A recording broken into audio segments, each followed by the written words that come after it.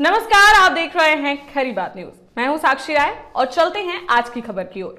संत तुकाराम पर दिए गए अपने विवादित बयान को लेकर बागेश्वर धाम के धीरेन्द्र कृष्ण शास्त्री ने सफाई देते हुए यू टर्न लिया है। उन्होंने अपने बयान को लेकर माफी भी मांगी है। सोशल मीडिया पर एक वीडियो सामने आया है जिसमें धीरेन्द्र कृष्ण शास्त्री ने कहा है कि मेरे शब्दों में जिनकी भावनाओं को ठेस पहुंची है, मैं उनसे हाथ जोड़कर माफी मांगता हूं। बागेश्वर महाराज धीरेन्द्र कृष्ण शास्त्री ने कहा कि संत तुकाराम एक महान संत थे और हमारे आदर्श हैं। हमने किसी कथा में उनकी पत्नी को लेकर भाव प्रस्तुत किए थे कि वो थोड़ा विचित्र स्वभाव की थी। गन्ने वाली कहानी हमने पढ़ी थी।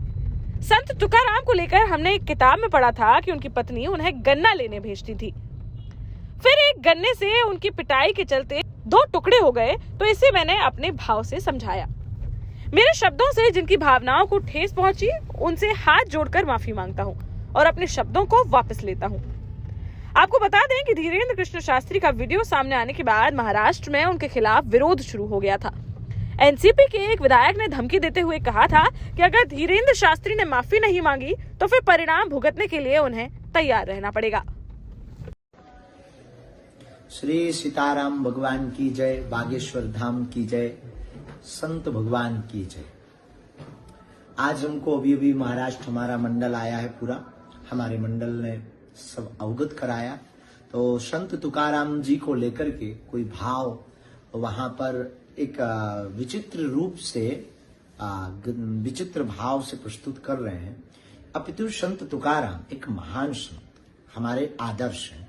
और हमने किसी कथा में उनकी पत्नी को लेकर के भाव प्रस्तुत किया था कि उनकी पत्नी थोड़ा विचित्र स्वभाव की थी। गन्ना वाली एक कहानी हमने पढ़ी थी एक पुस्तक में, संत तुकाराम के चरित्र को पढ़ा। हम बहुत आदर्श मानते हैं उनको, तो उसमें पढ़ा था कि गन्ना से उनकी पत्नी गन्ना लेने भेजती, फिर वो एक गन्ने के 2 टुकड़े हो जाते पिटाई के कारण। तो हमने अपने भाव में उसको समझाया। उसको कई लोगों की भावनाओं को जो वार करे समाज है, पंथ है, उस पंथ के अनुयायियों को क्षोभ पहुंचा, उसके लिए हम साधु भाव में यही कहेंगे कि आप अपने मन में क्षोभ ना लें।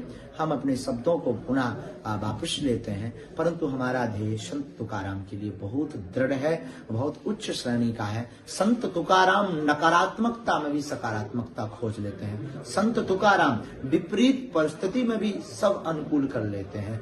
संत तुकाराम सब कुछ विपक्ष में भी अपने पक्ष मानते हैं। आदर्श हमने संत तुकाराम से सीखा है। उसके लिए हम आप सबको पुनः निवेदन करके हाथ जोड़कर क्षमा प्रार्थी हैं। आप सब प्रसन्नचित्त रहें और पुनः जो है आप सभी संत तुकाराम की महिमा को गाते रहें। धन्यवाद।